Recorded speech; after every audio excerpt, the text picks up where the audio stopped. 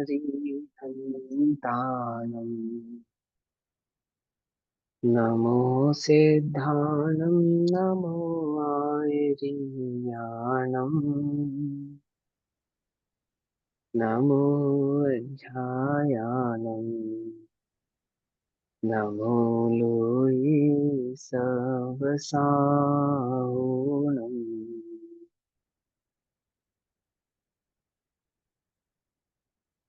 मङ्गलं भगवान् वीरो मङ्गलं गौतमो गणी मङ्गलं कुन्दकुन्दार्त्यो जैनधर्मोऽस्तु मङ्गलम् सर्वमङ्गलमाङ्गल्यं सर्वकल्याणकारकम् प्रधानां सर्वधर्माणां जैनं जयतु शासनम्।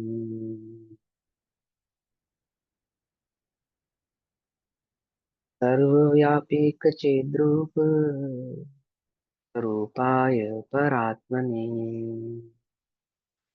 सोपलब्धिप्रसिद्धाय ज्ञानानन्दात्मने नमः।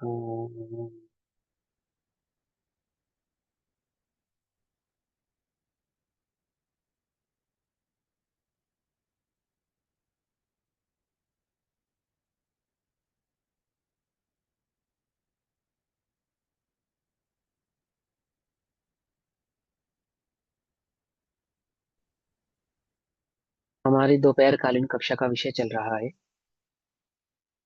श्री प्रवचन सारजी प्रमागम।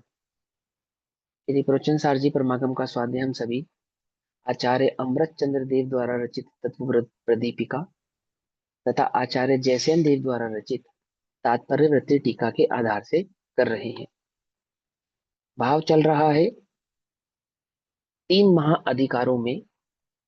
सबसे पहले अधिकार ज्ञान तत्व प्रज्ञापन अधिकार का। ज्ञान तत्व प्रज्ञापन अधिकार में चार अधिकार हैं, जिसमें पहला अधिकार क्या है? शुद्धोपयोग अधिकार।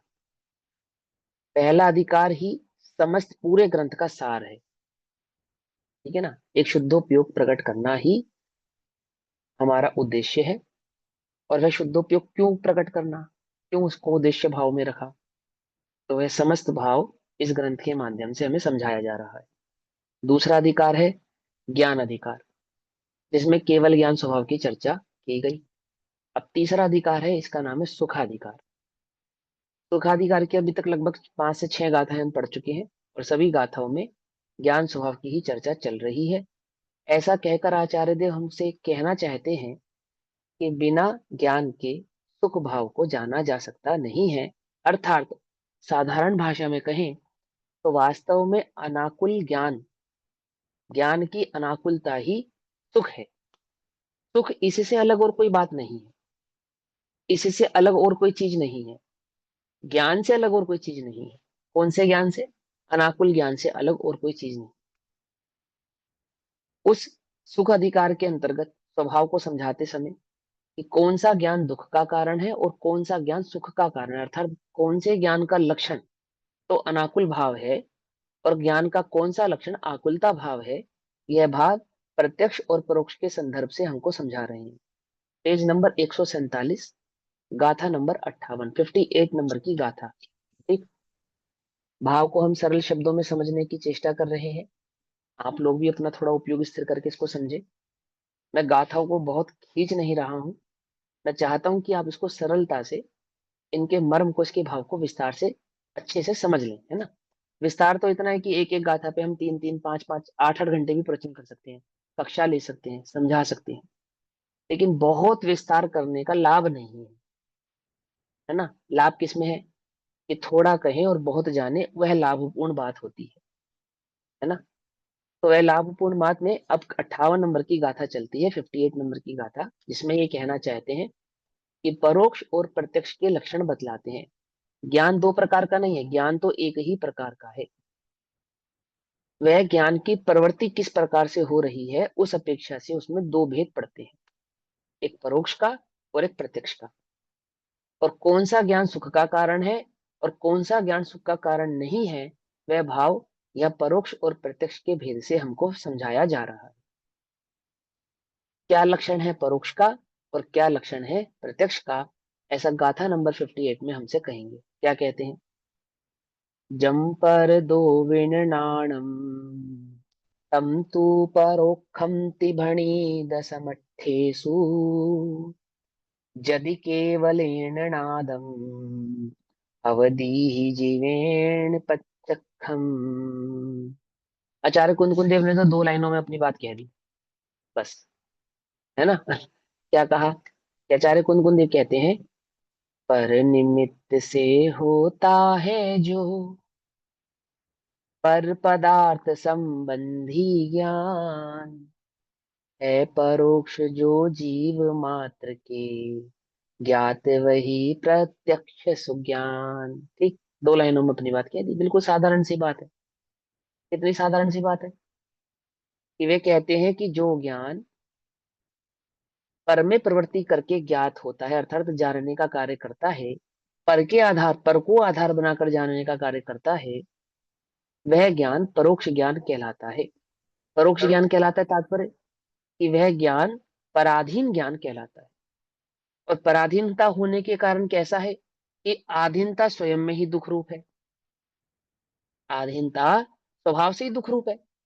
तो वह परोक्ष होने के कारण, पराधीन होने के कारण, जो उसकी सामर्थ्य है, ऐसी अपनी सामर्थ्य का अधीनस्थ हो जाने के कारण स्वभाव को प्रकट नहीं होता, और वह ज्ञान क्या कहलाता है? परोक्ष हो जाता है। और परोक्ष ज्ञान पिछली गाथों में क्या समझाया कि वह दुख का कारण बनता है।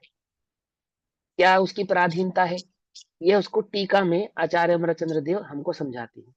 और दूसरा क्या है परोक्ष जो जीव मात्र से ज्ञात वही प्रत्यक्ष सुज्ञान, अर्थात जो ज्ञान पर की, ये म्यूट कर लीजिए, वो मेरी ना बात जो मैं बोल रहा हूँ ना वो रिफ्लेक्ट होकर आ रहा है मेरे पास, म्यूट कर लो। उस्मान जी आप कर लो म्यूट, आपका म्यूट है।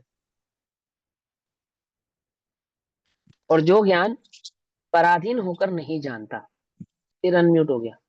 कोई बात नहीं, कोई बात नहीं, वो फोन स्लो चल रहा होगा ना, इसलिए वो हैंग हो जाता कई बार।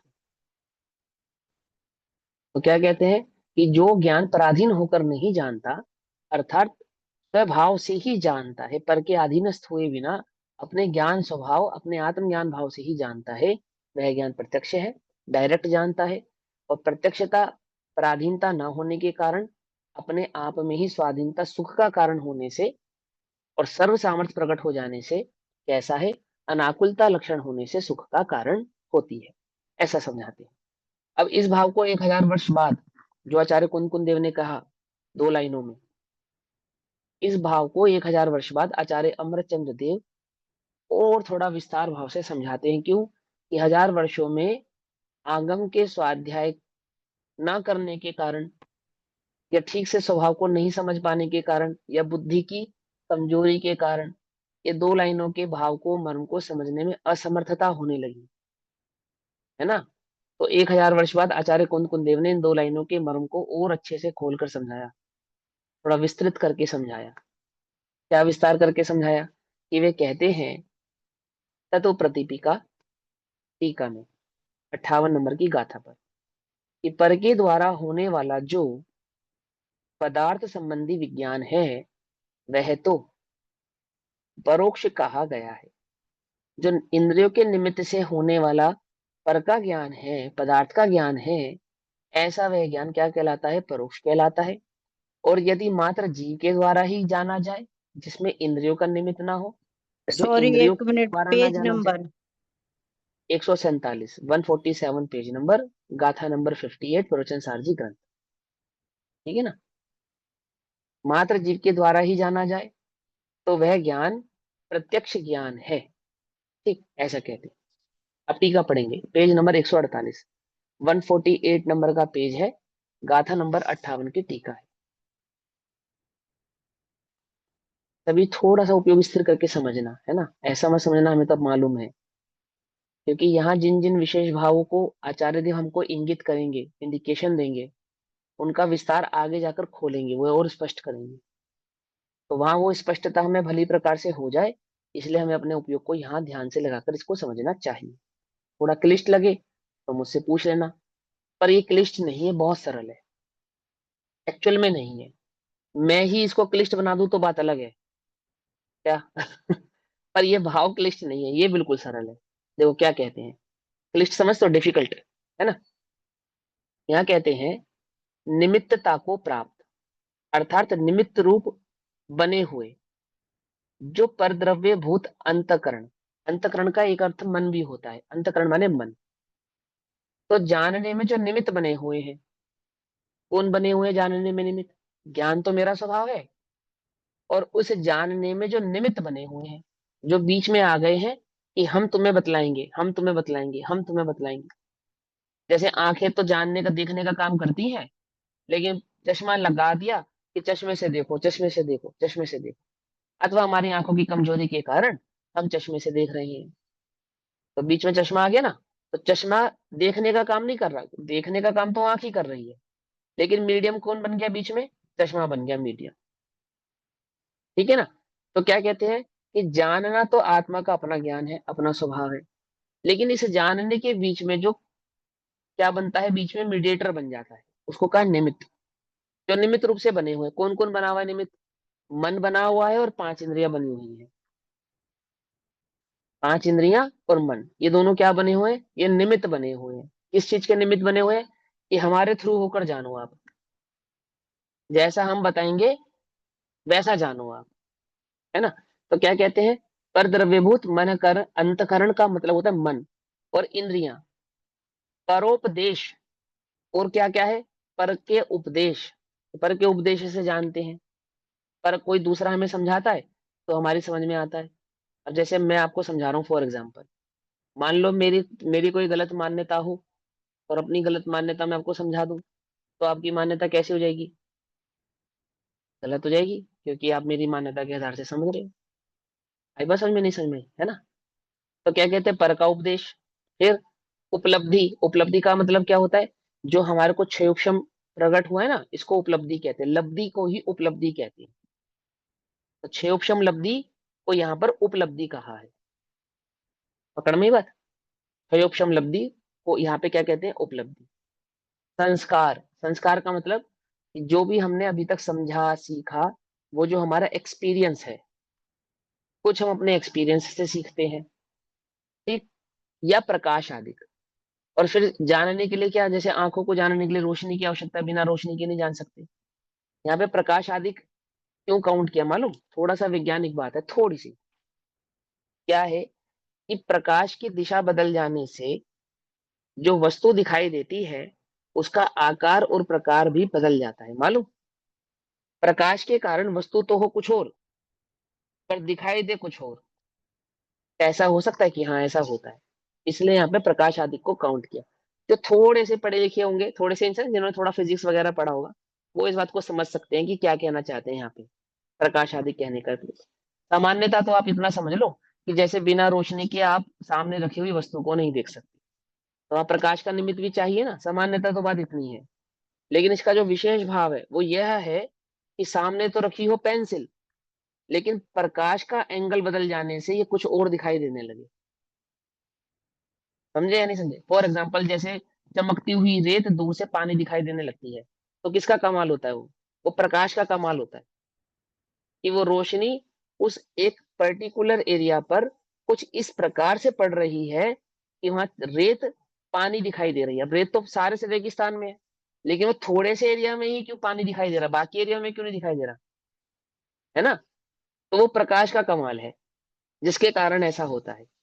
निमित्त समझ में आ रही बात? नहीं समझ में आ रही है? जैसे ऐसा बहुत इल्यूजन सारे, होता है, इल्यूजन इल्यूजन हाँ होता है। इल्यूजन होता है, मिराज कहते हैं या इल्यूजन कहते हैं, ऐसी बहुत सारी चीजें होती हैं, प्रकाश के कारण होती है। समझ में आ गई आपको? बस सिंपल सी बात है, इसके ज्यादा विस्तार में मुझे जाना नहीं है। मुझे तो यहाँ ये बात समझानी है मूल। तो क्या कहते हैं कि इंद्रियां, पर का उपदेश, प्रयोक्षम लब्धि, एक्सपीरियंस यानी कि संस्कार, और प्रकाश आदि, ये सब क्या है? ये जानने में निमित्त बन रही है, एक जीव के जानने में ये सब निमित्त बन रहे हैं। उनके द्वारा होने वाला स्व विषयभूत पदार्थ का ज्ञान। स्व विषयभूत मतलब कि जो भी मेरे द्वारा जाना गया। स्व विषयभूत का क्या मतलब है यहाँ पर? कि जो भी मेरे द्वारा जाने गया, तो उनके द्वारा होने वाला, जिनमें 5 इंद्रिय, मन, प्रकाश, उपलब्धि आदि निमित्त है, इन निमित्तों के द्वारा जो मैंने जाना, स्व विषयभूत, जो मैंने जाना, तो जो भी मैंने जाना वो मेरा जानना क्या है? पदार्थ का ज्ञान। यानी कि जो भी ज्ञान मुझे प्रकट हुआ है, जो भी मेरे जानने में आए, वो ज्ञान पर के द्वारा प्रकट होता है। अर्थात उसके जानने में पर का कोई ना कोई निमित्त रहता है। हाँ भैया, क्या प्रश्न पूछना पूछो। ये जो आपने स्वयं विषयभूत बताया है, क्या इसका मतलब ये नहीं है कि मैं पर के निमित्त से अपने को जानता हूँ, जो नहीं आत्मज्ञान नहीं होता है? हाँ। नहीं नहीं, ये मतलब नहीं है यहाँ पे, ये मतलब नहीं है इसका। स्वयं विषयभूत थोड़ा सा स्पष्ट कर दो हाँ, बस स्व विषयभूत यानी कि जो मेरे द्वारा जाना गया, मेरे ज्ञान का जो विषय बना। जैसे मैंने आपकी बात सुनी, तो कान मीडियम बने ना इसमें, और शब्द मीडियम बने नहीं बने? आपने जो शब्द बोले और मेरे कान ने जो सुना, मैंने इस कान के द्वारा जो मैंने सुना, तो अगर मेरे कान में गड़बड़ होती तो मैं आपकी बात नहीं सुन पाता। आपके शब्दों में गड़बड़ होती है, किसी दूसरी भाषा के होते, और मेरे पास उस संबंधित क्षेपक्षम उपलब्धि नहीं होती, तो भी नहीं जान पाता। मान के चलो आपने फ्रेंच भाषा में कुछ कहा, तो फ्रेंच भाषा संबंधी उपलब्धि चाहिए मुझे, चाहिए या नहीं चाहिए? वो नहीं है मेरे पास, तो मैं नहीं जान पाता आप क्या पूछ रहे हो। अथवा आपने उसी भाषा में बोला जिस भाषा को मैं जानता हूँ, उपलब्धि है मेरे पास, है उपशम, लेकिन मेरे कान में गड़बड़ है, तो भी मेरे को उपलब्ध नहीं हुआ कि आपने क्या कहा। लेकिन जो आपने कहा और वो मैंने जाना और समझा, तो यानी कि जो ज्ञान मुझे उपलब्ध हुआ, जो प्रश्न मेरे जानने में आया, वो प्रश्न मेरे जानने में कैसे आया? कि उसमें शब्द का और कानों का निमित्त बना, साथ में मेरी उपलब्धि यानी कि उपशम का भी निमित्त बना, प्लस मेरे संस्कार यानी कि उस संबंधी जो भी मेरे पास ज्ञान उपलब्ध था, उस संबंधी जो भी मेरे पास मेरी लब्धि में पढ़ा हुआ ज्ञान था, उससे कनेक्ट करके मैं आपके प्रश्न को तुरंत समझ गया कि आप क्या पूछना चाहते हो या क्या कहना चाहते हो। मान के चलो आपने कोई एक ऐसा शब्द बताया जो शब्द ही मैंने पहली बार सुना हो, तो शब्द तो मैंने सुन लिया और वो शब्द मुझे बोलना भी आता है, लेकिन उसका अर्थ मुझे नहीं मालूम। तो क्या नहीं है मेरे पास? उस शब्द संबंधी संस्कार नहीं है मेरे पास। पकड़ में आती है बात? नहीं पकड़ में आती है? आती है ना? जैसे अंतकरण लिखा है यहाँ पर, अब अंतकरण के ब्रैकेट में मन लिखा है, मान के चलो यहाँ मन नहीं लिखा होता, तो आप अंतकरण का क्या अर्थ करते? यदि यदि आपकी वोकेबलरी में अंतकरण संबंधी कोई ज्ञान नहीं होता, तो शब्द तो सुना सुना सा लग रहा है, बोला भी जा रहा है, और कुछ ऐसा लग रहा है कि अंतर की कोई बात कर रहे हैं, पर किसकी बात कर रहे हैं ये पता ही नहीं है। तो कैसे मालूम चला कि अंतकरण का अर्थ मन ही होता है? कि वो जो मैंने अभी तक पढ़ाई की है, आज तक जो मैंने व्याकरण सीखा, जो मैंने हिंदी सीखी, भाषा साहित्य को सीखा, और उस सारे संस्कार से मुझे ये ज्ञात हुआ कि अंतकरण शब्द का अर्थ मन होता है। समझे? इसको वाच्यवाचक संबंध भी कहते हैं। पकड़ में आती बात? नहीं पकड़ में आती है ना? तो यहाँ स्व विषय भूत पदार्थ कहने का तात्पर्य क्या है? कि जो भी ज्ञान मुझे उपलब्ध हुआ। अब आपने जैसे कहा, क्या अर्थ किया आपने? स्व विषय भूत का क्या अर्थ समझते हैं आप, क्या होना चाहिए? तो एक मतलब अपना विषयभूत, यानी अपने निज यानी कारण अपने से। आत्मा का, अपने निज कारण से जो ये अपने आत्मा का ज्ञान है, तो फिर इसके आगे की लाइन की सिमेट्री नहीं बैठेगी। देखो क्या लिखा है आगे, पदार्थ का ज्ञान पर के द्वारा प्रकट होता है, इसलिए परोक्ष के रूप से जाना जाता है। अब जो चीज वो सिखाना चाहते हैं या हमें बतलाना चाहते हैं, ये पूरा सेंटेंस पूरा करने पर वह अर्थ निकल कर ही नहीं आएगा अगर हम परोक्ष का स्व विषय भूत का अर्थ वह करेंगे जो आप कर रहे हैं। समझे या नहीं समझे? इसको कहते हैं तारतम्यता। कि जब किसी शब्द का या किसी भाव का अर्थ निकालें, तो कैसे अर्थ निकालेंगे? कि आपको एक तारतम्य, एक कॉन्टिन्यूटी के साथ ही उसको मैच करना पड़ेगा, तो उसका अर्थ करेक्ट निकल कर आएगा। कॉन्टिन्यूटी भंग करेंगे तो अर्थ निकल कर नहीं आएगा, या विपरीत निकल कर आएगा, या दिशाहीन कर देगा। समझे? या कंफ्यूज कर देगा। अब स्व विषय भूत मात्र इतने शब्द का अर्थ अगर हमें करना हो, तो कई प्रकार की व्याख्या हो सकती है। एक व्याख्या यह भी हो सकती है जो आप कर रहे हैं, लेकिन हमें स्व विषय भूत शब्द की व्याख्या नहीं करनी है। वो स्व विषय भूत किस संदर्भ में कहा जा रहा है, उस संदर्भ की व्याख्या करनी है। तो वो संदर्भ क्या है? वह संदर्भ यह है कि ज्ञान आत्मा का अपना निजी गुण है, जानना आत्मा का काम है, परंतु इस आत्मा ने जो भी जाना, वह कैसे जाना? कि पर के निमित्त से जाना। बस इतनी सी बात कही है। अभी मुझे जो भी जानने में आया, उस जानने में कारणभूत कौन बना? निमित्त कारण परद्रव्य बने। वो परद्रव्य कौन कौन से हैं? कि वो परद्रव्य मन है, वो परद्रव्य इंद्रियां हैं, वो परद्रव्य संस्कार है, क्षयोक्षम है और प्रकाश है। और भी चीजें हो सकती हैं, पर ये मूल मूल बातें हैं। ठीक, फिर क्या हुआ? क्योंकि मेरे इस संबंधी ज्ञान को जानने में, जो भी ज्ञान मुझे प्रकट हुआ इसके जानने में, क्योंकि पर निमित्त है, पर निमित्त है, इसीलिए यह ज्ञान परोक्ष ज्ञान कहलाएगा। वो जो ज्ञान मुझे भी प्रकट हुआ, वो जो बात मेरा ज्ञान बन गई, वो जो बात मेरे ज्ञान का विषय बनी, वो सब की वैसी बातें परोक्ष ज्ञान ऐसा कहलाएंगी। ठीक, इतनी बात समझ में आई? पकड़ में आ गई बात? अभी वर्तमान में जो तुमको ज्ञान हो रहा है कैसा है? ये ज्ञान परोक्ष कहलाएगा। क्योंकि तुम किताब के माध्यम से, शास्त्र के माध्यम से, उपदेश के माध्यम से, कान के माध्यम से, मन के माध्यम से, संस्कार के, क्षयोक्षम की ओर जाने, इतनी सारी उपलब्धियों के माध्यम से जान रहे हो। इसलिए सारा का सारा टोटल ज्ञान क्या कहलाएगा? ये टोटल पूरा का पूरा ज्ञान परोक्ष कहलाएगा। आगे चलते हैं। और अब इसके विपरीत व्यतिरेक करेंगे, इसका विपरीत भाव कहेंगे। और जो इन सब के बिना जाना जाए, इन सब के बिना, जिसमें अंतकरण निमित्त ना हो, जिसमें इंद्रियां निमित्त ना हो, जिसमें पर का उपदेश निमित्त ना हो, जिसमें उपलब्धि यानी कि क्षय उपशम निमित्त ना हो, जिसमें संस्कार यानी कि पूर्व पूर्व ज्ञान से जोड़ करना जो जाना जाए, और जिसमें प्रकाश आदि की भी आवश्यकता ना पड़े। ठीक, वह ज्ञान क्या कहलाता है? इन सबके बिना जो ज्ञान होता है। साफ आ गया ना? अब यहाँ पे स्व विषय भूत का अर्थ क्या करेंगे बताओ? क्योंकि स्व विषय भूत तो ऊपर हमने वो अर्थ किया था, तो यहाँ क्या कहेंगे, यहाँ क्या अर्थ करेंगे?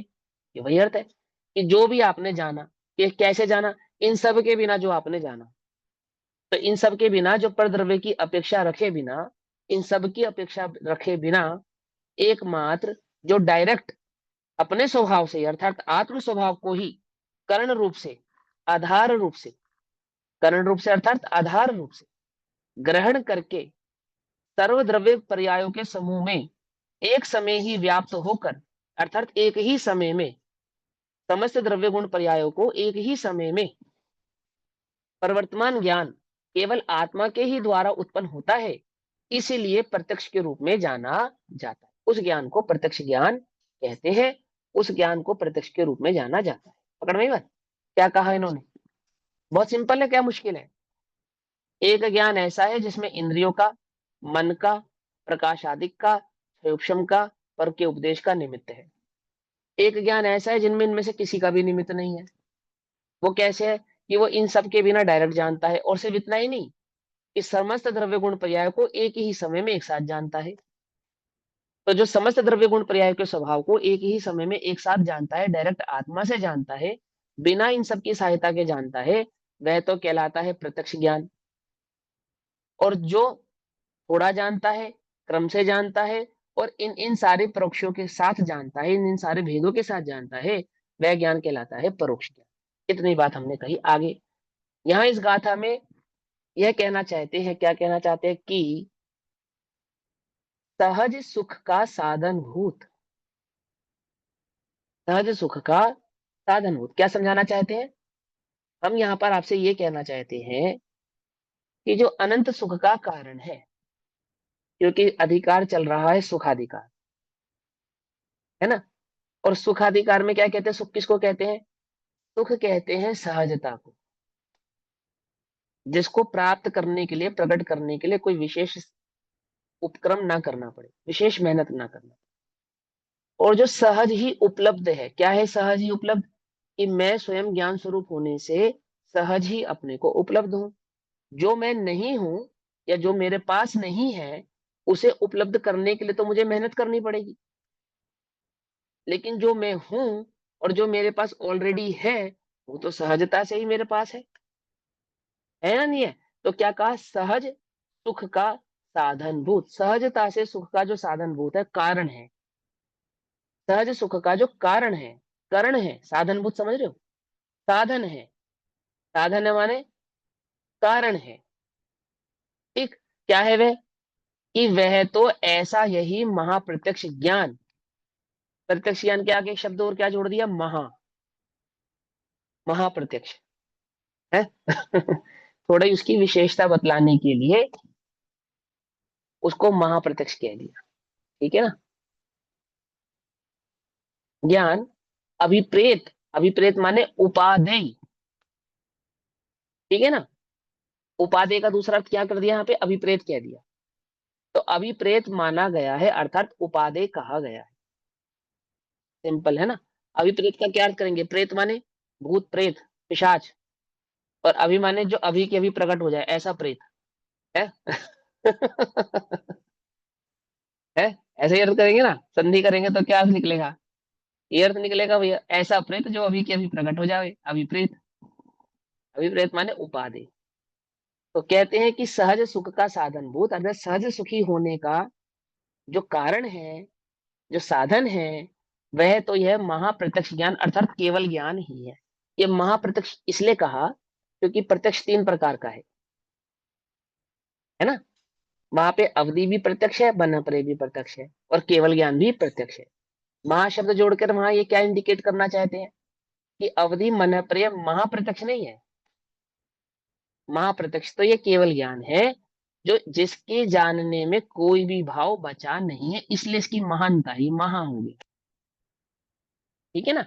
तो ये महाप्रत्यक्ष ज्ञान कैसा है, सहज सुख का कारण, सिंपल, कोई मुश्किल नहीं है ना। अब इसी भाव को आचार्य जयसेन देव तात्पर्य वृत्ति टीका में समझाते हैं। जब यही गाथा 58 तात्पर्य वृत्ति टीका में जाती है तो ये 60 नंबर की गाथा हो जाती है। पेज नंबर 148, आचार्य जयसेंद्र कहते हैं, अब पुनः, पुनः माने फिर से, पंडित रोडोमल जी कहते बहुरी है।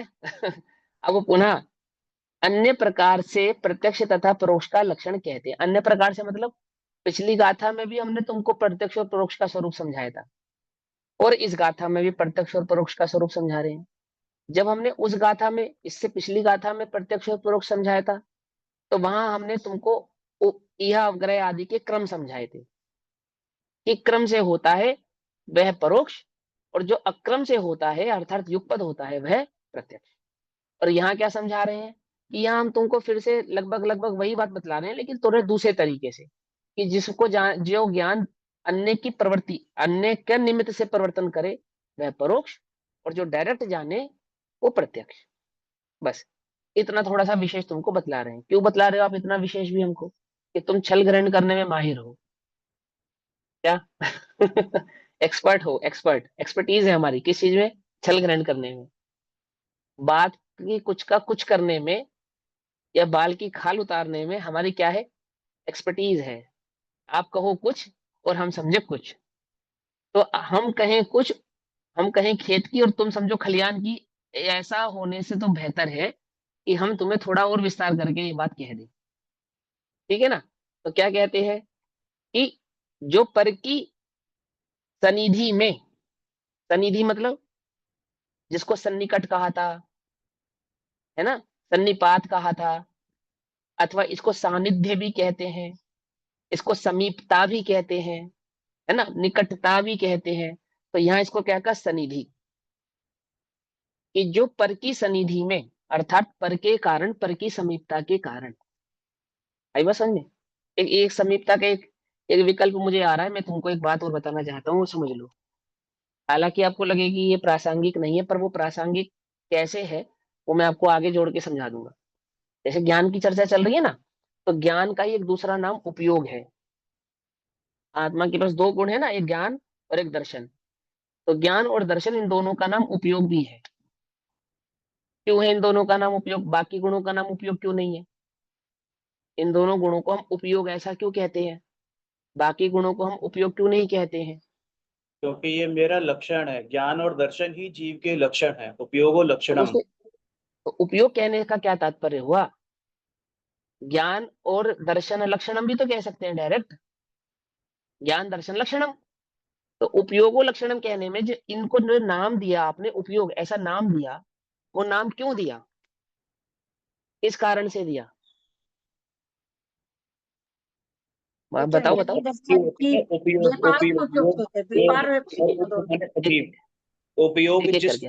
मतलब जहाँ मेरा योग लगा हो, जैसे पर द्रव्यों में मन हो रहा हो या क्षयोपशम हो रहा हो, या जहाँ भी ध्यान जा रहा हो, है ना, ज्ञान जिसमें हम्म। प्रवर्त रहा हो, तो हम्म। उसको उपयोग कहते हैं। वैसे ज्ञान दर्शन के व्यापार को ही उपयोग कहा जाता है। वो तो सारी परिभाषा बिल्कुल करेक्ट है, सही कह रहे हो एकदम। सवाल ये है कि इन्हें उपयोग क्यों कहते हैं। योग माने जुड़ना और उप माने हाँ, समीप। समीप। समझ में आई बात। क्योंकि ये दो गुण ऐसे हैं आत्मा के अनंत गुणों में जो पर को भी जानते हैं। श्रद्धा पर को जानती है, बोलो। नहीं जानती। सुख पर को जानता है, नहीं जानता। वीर्य पर को जानता है, नहीं जानता। और बाकी के अनंत गुण पर से जुड़ते हैं या पर को जानते हैं, कि बाकी के अनंत गुण न पर से जुड़ते हैं न पर को जानते हैं। ये दो गुण ऐसे हैं ज्ञान और दर्शन जो स्वपर प्रकाशक हों। स्व और पर दोनों को जानते हैं। दर्शन तो अभेद भाव से जानता है, भेद ही नहीं करता, क्योंकि ज्ञान के साथ अविनाभावी भाव वाला है, इसलिए इसको ज्ञान के साथ उपयोग में जोड़ दिया गया। लेकिन बेसिकली ज्ञान एक ऐसा गुण है जो स्व को तो जानता ही है, पर को भी जानता है। तो उपयोग, योग माने जुड़ना, समीपता से जुड़ना। किसके समीपता से जुड़ना, किसकी समीप, जो समीप है, यानी कि जो जानने में आ रहा है। ज्ञान के सबसे समीप क्या है, ज्ञान, ज्ञानाकार, ज्ञेयाकार, है ना। उस ज्ञेयाकार से जुड़ता है, अर्थात उसको जानता है। ज्ञान ज्ञान को तो जानता है, अपने ज्ञेयाकार को भी जानता है, यानी पर को भी जानता है। इसलिए उसको नाम देते हैं उपयोग, जो अन्य को भी जाने, जुड़कर जाने, जुड़े, समीपवर्ती पदार्थों से जुड़े, समीपवर्ती वस्तुओं से जुड़े, उसको क्या कहते हैं, उसे कहते हैं उपयोग। और कौन है वो, कि वो ज्ञान ही है, कोई और नहीं है। इसलिए ज्ञान के पास कौन कौन से लक्षण है उपाधि के लक्षण है, सुपर प्रकाशक है, समझे, प्रज्ञावान है ना, समझे नहीं समझे, निर्णयात्मक है, आदि आदि, ये सब किसके लक्षण है, ये सब ज्ञान के लक्षण है। इसलिए इसका नाम क्या है, उपयोग है। अब इसको जानने से हमें क्या लाभ होगा, अभी बताएंगे तुमको आगे क्या लाभ होगा। अभी सुनो यहाँ पे। अब इन्होंने कहा कि वो जो ज्ञान है जिसको हम उपयोग भी कहते हैं, अर्थात जो सुपर प्रकाशक है, वो ज्ञान कैसा है, कि वह ज्ञान प्रत्यक्ष और परोक्ष प्रवृत्ति वाला है। कैसी प्रवृत्ति वाला है, प्रत्यक्ष और परोक्ष प्रवृत्ति वाला है। अर्थात लक्षण तो उसका जानना है, पर जानने में एक होता है सहारा लेकर जानना, और जानने में एक होता है कि बिना सहारे के जानना। अब ये जो सहारा लेकर जानने वाला ज्ञान है, ये सहारा लेकर जानने वाले ज्ञान का नाम परोक्ष ज्ञान है। और ये जो बिना सहारे के जानने वाला ज्ञान है, ये बिना सहारे के जानने वाले ज्ञान का नाम प्रत्यक्ष ज्ञान है। ठीक, आ गई बात समझ में। अब तुम्हें यदि सुखी होना हो तो क्या करो, कि बोले प्रत्यक्ष ज्ञान से सुखी हुआ जा सकता है। बोले प्रत्यक्ष ज्ञान का क्या क्या लक्षण है, कैसे जाने, प्रत्यक्ष ज्ञान प्रकट करने का क्या लक्षण है, कि ज्ञान तो स्वभाव से प्रत्यक्ष ही है, तुम ज्ञान स्वभाव को जानो, ये लक्षण है। भैया जी, क्या कहा। हाँ हाँ ये आपने ज्ञान उपयोग के बारे में बताया, विस्तार से हाँ बताया, हाँ बहुत बढ़िया बताया। ये हाँ। दर्शन उपयोग का और इसी प्रकार से खुलासा करके बताएं थोड़ा सा। अभी अभी बताया ना मैंने, कि दर्शनों उपयोग को भी उपयोग नाम इसलिए मिला क्योंकि वो ज्ञान के साथ अविनाभावी भाव वाला है। ठीक है। अविनाभावी है ना, जहां ज्ञान होगा दर्शन होगा ही होगा। क्या समझे, जैसे एक दोस्त बुरा है तो दूसरा दोस्त आप हुआ बुरा हो गया। क्या समझे, अगर एक दोस्त की अच्छाइयां प्रसिद्ध है तो दूसरी की अच्छाइयां भी आपको प्रसिद्ध हो गई।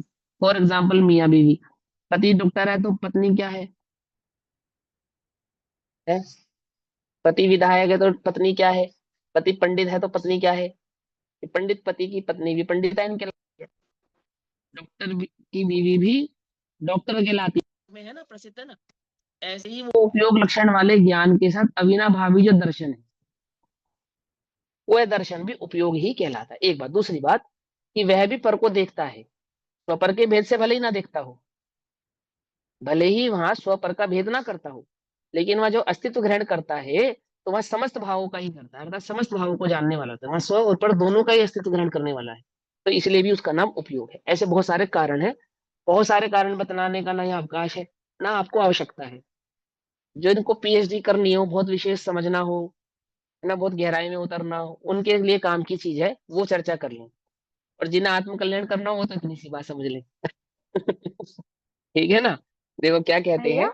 दर्शन और हाँ, श्रद्धान में क्या अंतर है? जमीन आसमान का अंतर है। दर्शनोपयोग तो देखने संबंधी दर्शन नाम है, और श्रद्धान, वो श्रद्धा गुण है, उसका नाम भी दर्शन है। श्रद्धा गुण का नाम भी दर्शन है।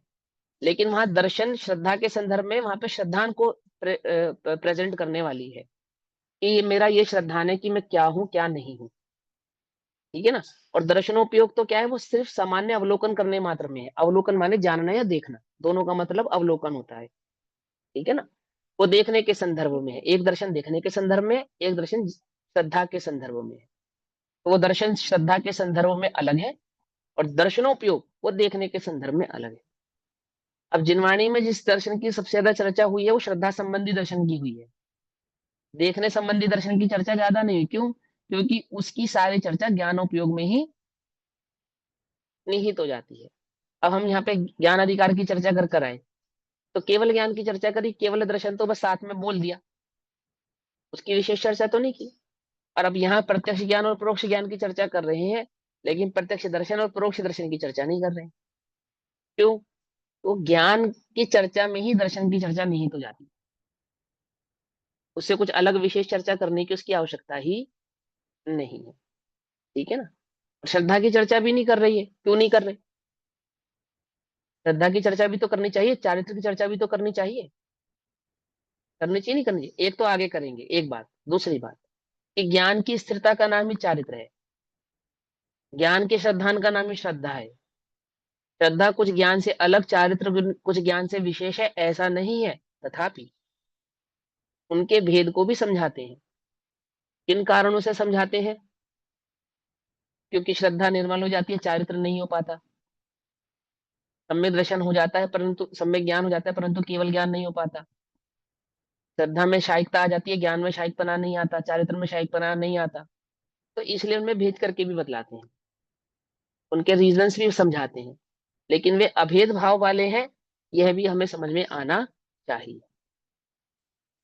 चलो, अब जो मुझे मूल बात समझानी है, तो 148 नंबर पेज पे कहते हैं कि अब पुनः अन्य प्रकार से प्रत्यक्ष तथा परोक्ष का लक्षण कहते हैं। क्या लक्षण बतलाया?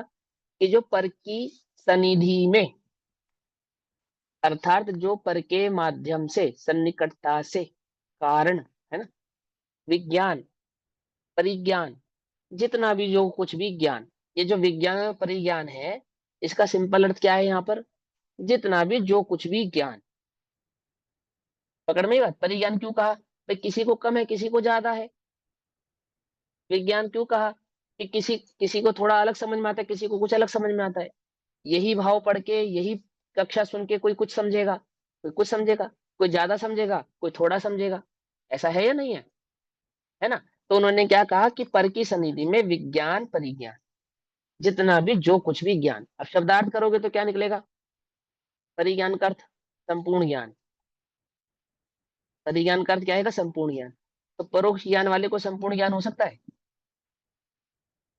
तो संपूर्ण क्यों कह रहे हो आप यहाँ पे? कि जितना जो कुछ भी उसको प्राप्त हुआ उसकी अपेक्षा से संपूर्ण। आई बात समझ में? परिज्ञा होता है वह पुनः परोक्ष कहा गया है, उसे फिर से परोक्ष कहा गया है, ठीक है ना। प्रश्न, किन विषयों में ज्ञान को परोक्ष कहा गया है? तो कौन कौन से विषय हैं जिसके कारण उस ज्ञान को परोक्ष कहते हैं? परोक्ष होता नहीं है, परोक्ष कहते हैं, ध्यान से समझना, है ना। इंद्रियां जानती नहीं है, जानता तो ज्ञान ही है, लेकिन इंद्रियों को मीडियम बना रहा है, इसलिए इसी ज्ञान को हम परोक्ष कह रहे हैं। पर के द्वारा जाना जाए, पर ओक्ष, अक्ष, अक्ष माने जानना, पर के माध्यम से जानना, सो परोक्ष। आई बात समझ में? आत्मा का स्वभाव क्या है? अक्ष स्वभाव। अक्ष माने जानना, पर के माध्यम से जानना परोक्ष, पर के माध्यम के बिना जानना प्रत्यक्ष। अक्ष माने जानना, प्रत्यक्ष अर्थात बिना किसी माध्यम के जानना, प्रत्यक्ष। पर ओक्ष, ओक्ष माने जानना, पर के माध्यम से जानना, परोक्ष। पकड़ में ही बात? पकड़ में? ये शब्दार्थ याद रखना, काम आएगा भी तुम्हें आगे। देखो क्या कहते हैं, इन विषयों में ज्ञान को परोक्ष कहा गया है। उत्तर, अट्ठेसु, अर्थात ये पदार्थों के विषय में ज्ञान को परोक्ष कहा गया है। अर्थात ज्ञान ने जो जाना, उस जानने के विषय में उसको परोक्ष कहा गया है। समझ में आई बात? ये पदार्थों के विषय में परोक्ष कहा गया मतलब क्या है?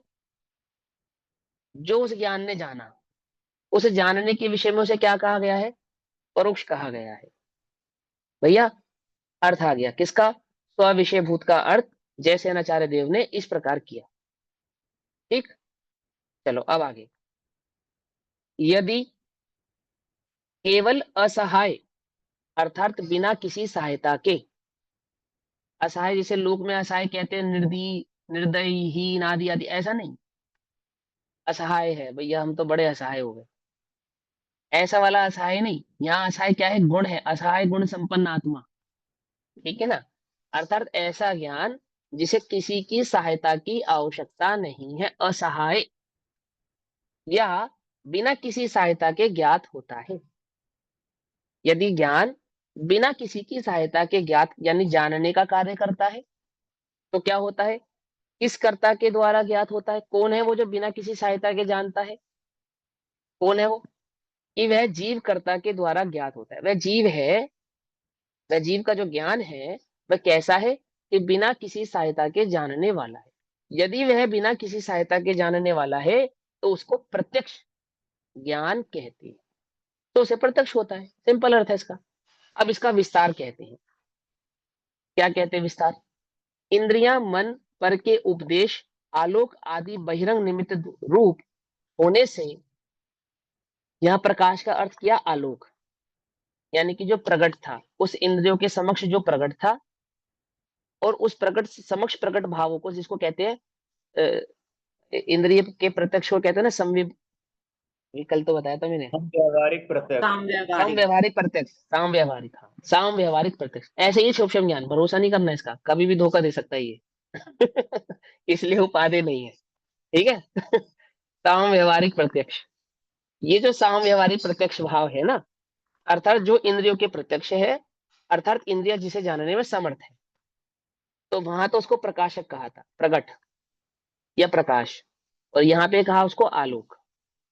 ठीक, आलोक माने वाला आलोक नहीं जो लोक से बाहर।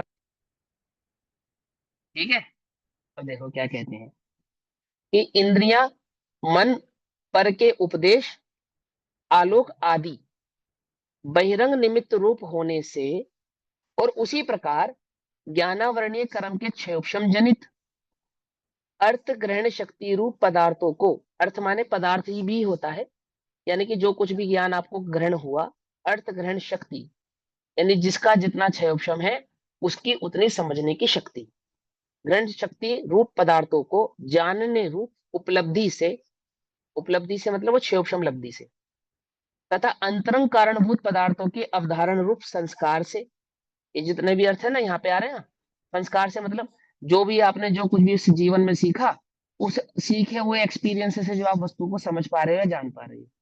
ठीक, तो अंतरंग कारणभूत पदार्थ के अवधारण, अवधारण माने वो जो धारणा ज्ञान है, या ये जो आपकी स्मृति का ज्ञान है जिसको आप एक्सपीरियंस कहते हैं, अपना लाइफ एक्सपीरियंस, अवधारण रूप संस्कार से जो ज्ञान उत्पन्न होता है, अर्थात जो भी कुछ जाना जाता है वह पराधीनता के कारण परोक्ष कहा जाता है।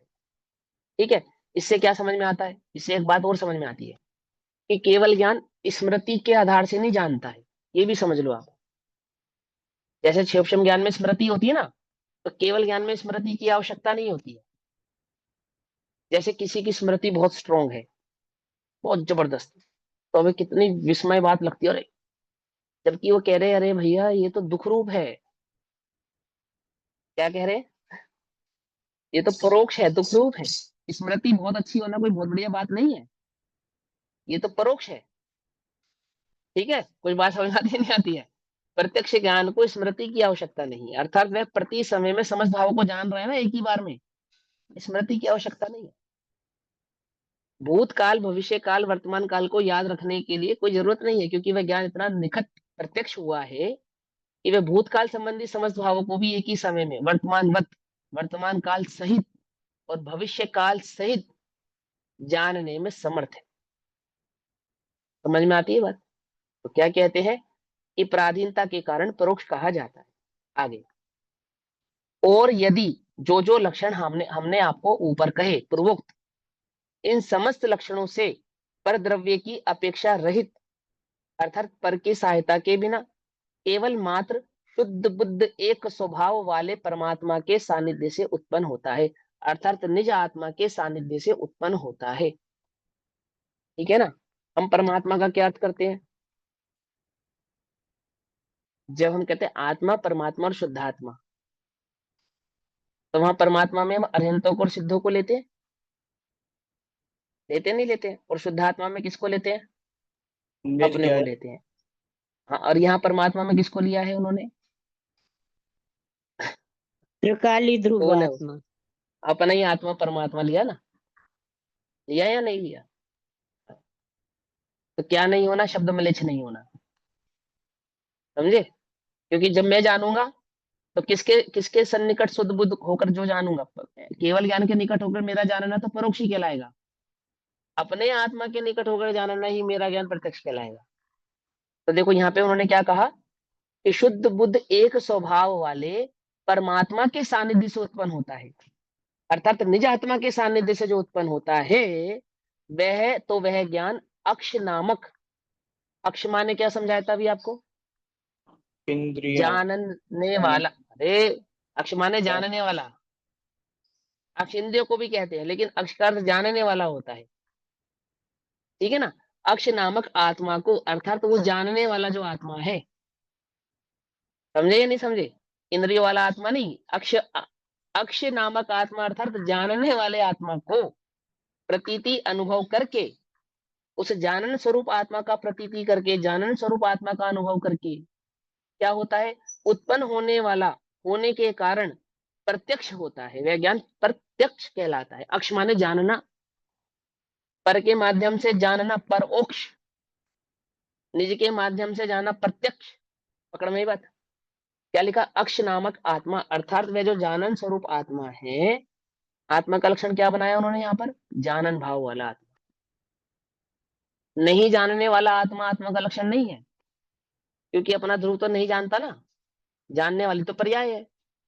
और ध्रुव, ध्रुव ध्रुव जानता नहीं है कि भैया वो जाननहार है, नहीं जानता नहीं है, ऐसा नहीं है। वो अक्ष नामक आत्मा अर्थात वो जो जानन स्वरूप आत्मा है, उस जानन स्वरूप आत्मा को प्रतीति अनुभव करके क्या होता है?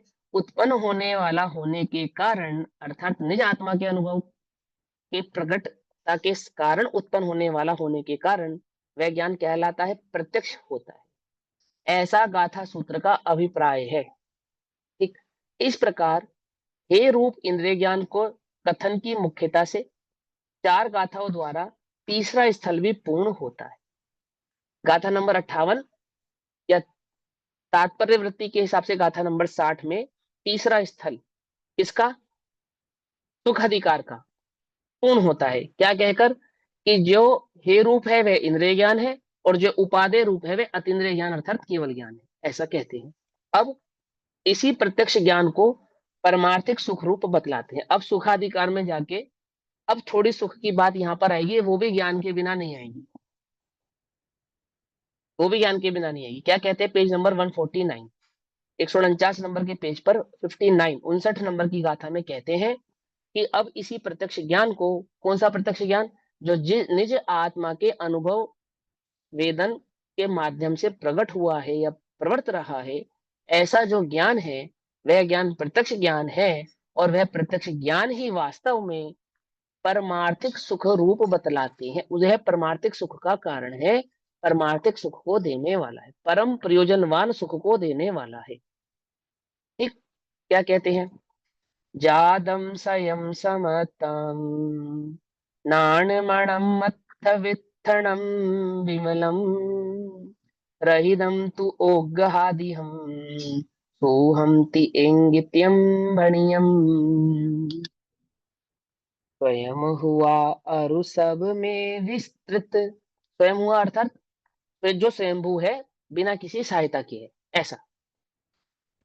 हुआ अरु सब में विस्तृत विमल समंत हो यह ज्ञान अवग्रहादि बिन एकांतिक सुख रूप इसे कहते भगवान। ठीक। क्या कहते हैं? अपने आप ही उत्पन्न समंत अर्थात सर्व प्रदेशों से जानता हुआ। क्या अर्थ हुआ समंत का? सर्वांग। समझ में आई बात? समंत का अर्थ क्या हो गया? सर्वांग। क्या लिखा? सर्व प्रदेशों से जानता हुआ। आत्मा का अंग क्या है? कि सर्वांग अर्थात समस्त आत्म प्रदेश ही आत्मा के अंग है। ऐसा। तो क्या कहते हैं? अपने आप ही उत्पन्न अर्थात जो स्वयंभू है, जो पर की सहायता के बिना नहीं जानता है। उत्पन्न माने जानन भाव, वो ज्ञप्ति क्रिया को उत्पन्न की अपेक्षा से कह रहे हैं यहाँ पर। ज्ञान उत्पन्न हुआ, उत्पन्न होना कहने का मतलब जो एक समय की पर्याय ज्ञप्ति भाव से प्रकट हुई। तो केवल ज्ञान की जो एक समय की पर्याय ज्ञप्ति भाव से यानी जानन भाव से प्रकट हुई, उत्पन्न हुई, वह कैसी है? कि वह स्वयंभू अर्थात बिना किसी सहायता के अपने सर्वांग से अर्थात समस्त अंग से, सर्वांग भाव से अनंत पदार्थों में विस्तृत अर्थात अनंत पदार्थों को जानने वाली। समझ में बात? विस्तृत माने फैल गई है। कैसे फैल गई है? फैल गई है इन सेंस जिसने समस्त लोकालोकों को जान लिया है, उसको कहते हैं फैल गई है। विमल अर्थात मल रहित है। मल क्या है? कि उसमें आवरण का मल नहीं है, कषायों का मल नहीं है, क्योंकि यहाँ पे अनाकुलता सुख समझाना है ना, तो कषाय नहीं है, निराकुल है, विमल, कषाय रहित और अवग्रह आदि से रहित अर्थात जिसको जानने में क्रम नहीं है, अर्थात जो युगपत स्वभाव वाला है, ऐसा वह ज्ञान एकांतिक सुख है। किसी अपेक्षा से सुख है ऐसा नहीं, अपेक्षित सुख है ऐसा नहीं, एकांतिक सुख है, मात्र सुख ही है, सुख का ही कारण है और कुछ नहीं है। हम केवल ज्ञान को किसी एक अपेक्षा से सुख कहते हैं, बोले ऐसा नहीं है। क्या कहा? एकांतिक, एकांतिक सुख है, निरपेक्ष है, कोई अपेक्षा नहीं है। और यदि तुम कोई अपेक्षा लगाओ भी तो एकमात्र अपेक्षा है कि सुख है, किसी भी अपेक्षा से दुख रूप नहीं है। ये कह रहे हैं कि नहीं वो एक अपेक्षा से दुख रूप है, किसी अपेक्षा से नहीं है, एकांतिक सुख है। ऐसा है ना? ऐसा सर्वज्ञ ने कहा है। ऐसा भी किसने कहा है?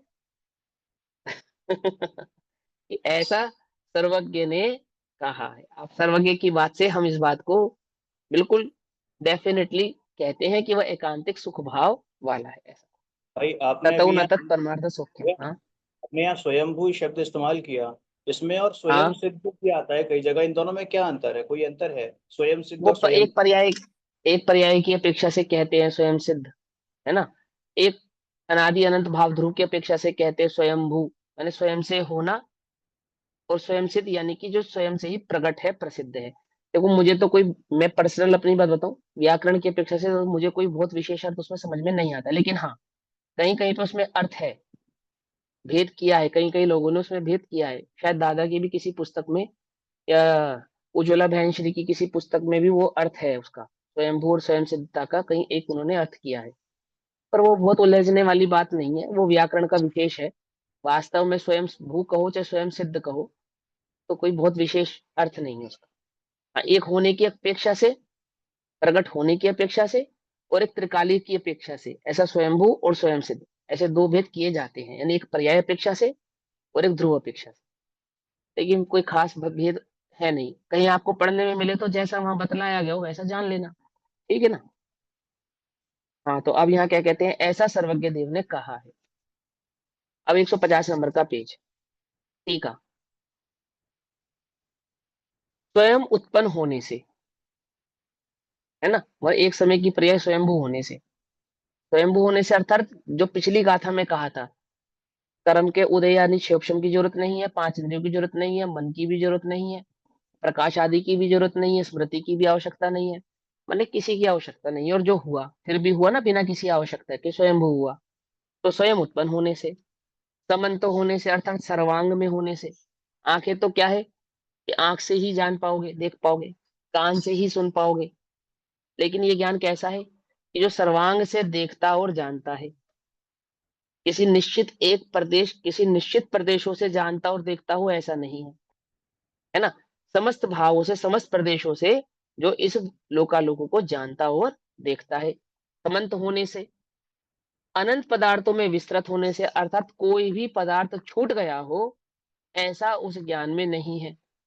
वह ज्ञान कैसा है कि समस्त पदार्थों में विस्तृत होने से, अर्थात समस्त द्रव्य गुण पर्याय और त्रिकाली भाव से युक्त पद एक ही समय में जानने वाला होने से, विमल होने से, अर्थात जिसमें कर्म की कालिमा नहीं है, कषायों की कालिमा नहीं है, विमल यानी कि परम शुद्ध है, ऐसा होने से, और अवग्रह आदि रहित होने से, अर्थात क्रम से जानता हो ऐसा ना होकर युगपत जानता है ऐसा होने से, प्रत्यक्ष प्रत्यक्ष ज्ञान, अर्थात वह ज्ञान प्रत्यक्ष जानने वाला कैसा है, एकांतिक सुख है, वह ज्ञान ही सुख है, ऐसा कह रहे।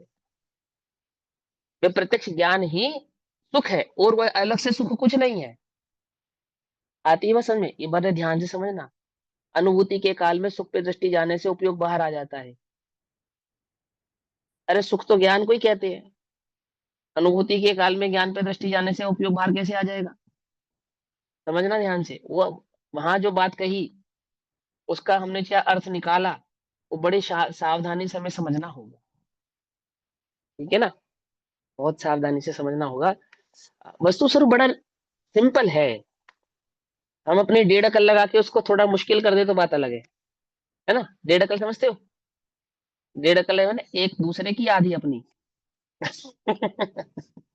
तो कितनी हो गई? डेढ़ हो गई। सुनो क्या कहते हैं, मात्र कुछ पदार्थों में प्रवर्तमान, तो वो जो शिवशम ज्ञान था वो तो क्या था, सॉरी, एकांतिक सुख है, वह निश्चित होता है। यह निश्चित होता है, क्या निश्चित होता है?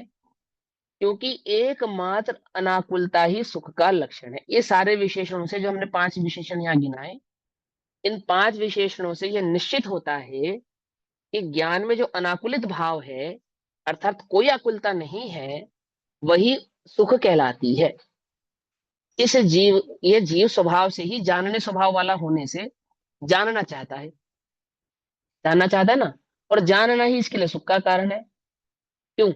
ये खाकर जान लूं, ये सुनकर जान लूं, ये देखकर जान लूं, दीवार के पीछे क्या है वो जान लूं, दुनिया में क्या है ये जान लूं, संसार में क्या है ये जान लूं, जान लूंगा तो सुखी हो जाऊंगा। समझे?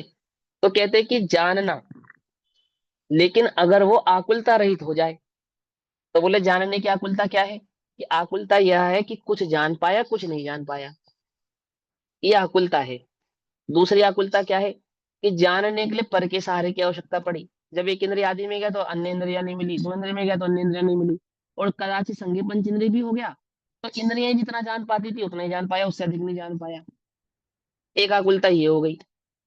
फिर तीसरी आकुलता क्या हो गई? बोले तीसरी आकुलता पड़ गई क्रम की, कि एक जानता था, दूसरा जानता था, पहला भूलता था, तीसरा जानता था, चौथा भूलता था, है ना? एक भूलता था, एक याद करता, एक भूलता, एक याद करता, एक गड़बड़ ये हो रही थी, है ना? विमल यानी कि वो आवरण सहित हो रहा था, संपूर्ण जितना भी जान रहा था उतना भी संपूर्ण नहीं जान पा रहा था। तो ये सारी आकुलताएं मिट जाने के कारण वो ज्ञान स्वभाव से निराकुलित हो गया है, और उसकी वो जो निराकुलता है वही वास्तव में सुख है। इससे अधिक सुख और कुछ नहीं है। ऐसा जिसने इस जगत के समस्त स्वभाव और स्वरूप को भली प्रकार से पहचान लिया है, जान लिया है, जो जान लेता जगत की भीतरी इस चाल को, है ना, जान लिया है। सब सारा जगत जान लिया भैया। क्या जान लिया? कि सारे जगत में कोई सुख नहीं है, ऐसा वाला नहीं। ऐसे वाला जानना नहीं, ये तो दुख रूप है। क्योंकि हम तो चाहते थे जगत में सुख मिले, मिला नहीं, तो हमने तो सारा जगत जान लिया भैया। क्या जान लिया? कि जगत में दुख ही दुख है। अब दुख ही दुख है ये तो तुमने जान लिया, सुख कहाँ है ये जाना? ये नहीं जाना, ये अभी भी नहीं जाना, समझे ना?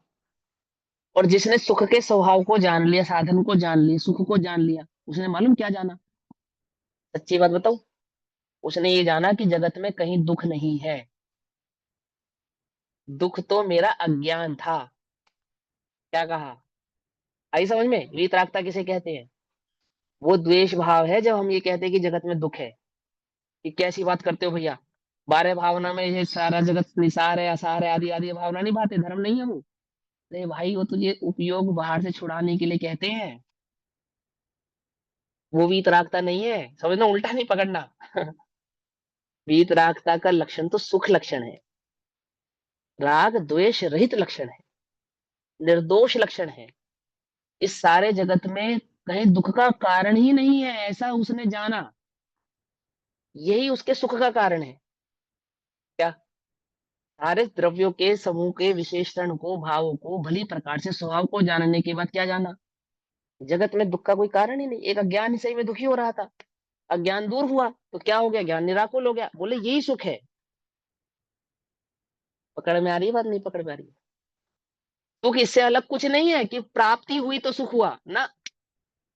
वो जो प्राप्ति की भावना थी ना, सुख की प्राप्ति की भावना, वो जो अज्ञान था, वो अज्ञान दूर हो गया। तो क्या समझ में आ गया? दुख तो कहीं कुछ है ही नहीं। नहीं है, ये सुख है, ये कह रहे हैं यहाँ पर। कुछ बात समझ में आती है? नहीं समझ में आ रही है? वो जो ज्ञान निश्चिंत हो गया, आह, वो सुख हो गया, सुखी हो गया। बोलो तुम्हारे दुख का कारण क्या है? ग्रंथि, गांठ। क्या है ग्रंथि? मिथ्यात्व, अज्ञान, कषाय, ये ग्रंथि, ये दुख है तुम्हारा। क्या है? आकुलता। 5 आकुलता के लक्षण है, ये समझा रहे हैं यहाँ पे। तुम्हें दुखी हो, यहाँ दुखी है, बोले ये लक्षण है। कौन कौन से लक्षण है? स्वयं से उत्पन्न नहीं हो रहा, पर से चल रहा है। समंत यानी कि सर्वांग, सर्वांग से नहीं है। अनंत पदार्थों में विस्तृत नहीं है, सबको नहीं जानने वाला है। विमल है, कषाय अथवा आवरण का रंग चढ़ा हुआ है उस पर, क्रम से जान रहा है। ये क्या है? ये एकांतिक दुख है। समझे या नहीं समझे? कहाँ लिखा है इसमें अपना भोग कर रहा है इसलिए सुख है, अपने अनंत गुणों को जान लिया इसलिए सुखी है, ऐसा लिखा है? कुछ बात समझ में आ रही है? तुम्हें नहीं समझ में आ रही है? कैसे समझाऊं मैं तुम्हें ये बात? समझो बहुत ध्यान से। तुम्हें क्या लगता है मैं अपना भोग करूंगा तो सुखी हो जाऊंगा? अरे तू वस्तु स्वरूप को जान जाएगा तो सुखी हो जाएगा। अपने भोगने से सुखी हो जाएगा, तो ये तो तुम्हें समझाने की बातें हैं। नहीं समझे? क्योंकि एकमात्र अनाकुलता, आकुलता नहीं होना, यही सुख का लक्षण है। इसीलिए ज्ञान के बिना नहीं है वो, ये समझो। ज्ञान का क्या काम है? जानना। तो ज्ञान का सम्यक प्रकार से समस्त भाव को जानना, ये सुख है। कि अमुक स्थान पर सुख था, उस स्थान को जानने से ज्ञान सुखी हो गया, ऐसा नहीं है। क्या कहा? आई बात समझ में? एक सुख नाम का गुण है आत्मा में, है ना? तो ज्ञान ने उस सुख नाम के गुण को जान लिया, इसलिए वो सुखी हो गया, ऐसा नहीं है। पकड़ में आई बात? नहीं पकड़ में आई? नहीं पकड़ में आई है? नहीं जानता, स्वभाव नहीं जानता, ये दुख है। स्वभाव जानता, ये सुख है। ये कह रहे अनाकुलता वह सुख है। अब इसी बात को विस्तार पूर्वक समझाते हैं, तो विस्तार पूर्वक हम अभी समय हुआ कल समझेंगे। तब तक के लिए सभी को जय जिनेन्द्र। ओम नमः सिद्धेभ्यः। निज निधि निज में बताई, यह अनंत उपकार है, उसके लिए जिनवाणी माँ को वंदना।